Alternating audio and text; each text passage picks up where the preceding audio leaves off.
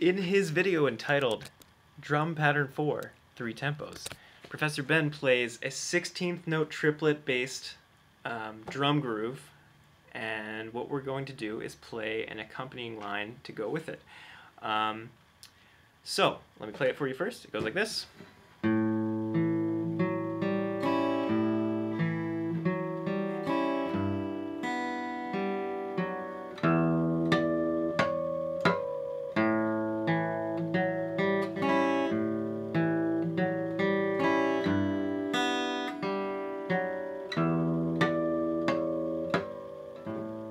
So, what we're going to do is we're going to play, starting on our A string, play open A, then jump to the 2nd fret of our D string, that's an E, so we're going 1, and then we're going to play a triplet, an 8th note triplet on beat 2, and what we're going to do there is pinky, 4th fret on the D string, then open G string, so that's F sharp, G, and then we're going to play the top 2 strings at the same time. We're going to play 2nd fret, 1st finger on the B string, that's a C sharp, and then open E at the same time. So that's triplet, 2 and 2 and so that whole first part is 1 and 2 and 1 and 2 triplet. Then we'll repeat that for this next 2 beats. So 1 and 2 triplet and 4 triplet. That's it for measure 1. Then we'll jump to measure 2, where we're going to start with middle finger on this low G. Then we're going open B, open G, then 3rd or 4th finger, whatever's easier, on F sharp, that's the 4th fret on the D string, so 1 and 2 and then open E. Then we're doing harmonics, some kind of difficult harmonics, I think. 3, so that's open E, and then we're going 5th fret with our pinky. So we're going to play a note about harmonics if we haven't done these yet. We're going to play right on top of the fret, trying to produce this higher pitch, not pushing down at all. I'm just resting, barely resting my finger on top of the string. So right above the fret on the 5th fret, then we're going 4th fret on the A string, then right above the 3rd fret on the low E strings. That one's kind of hard to get out, but you should hear that note a little bit. So, and then we start over. So that whole second measure goes.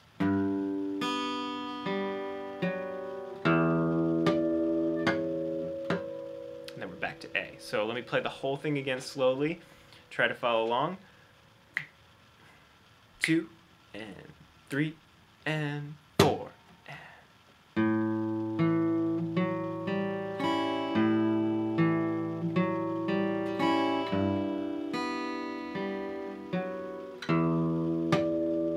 Again.